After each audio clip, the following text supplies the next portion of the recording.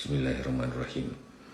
Qala inni abdullahi ataniyal kitaba wa ja'alani nabiyya wa ja'alani mubarakan aynama kuntu wa awsani bis salati waz zakati ma dumtu hayya وبرا بوالدتي ولم يجعلني جبارا شقيا والسلام علي يوم ولدت ويوم أموت ويوم أبعث حيا ذلك عيسى بن مريم قول الحق الذي فيه يمترون ما كان لله أن يتخذ من ولد سبحانه إذا قضى أمرا فإنما يقول له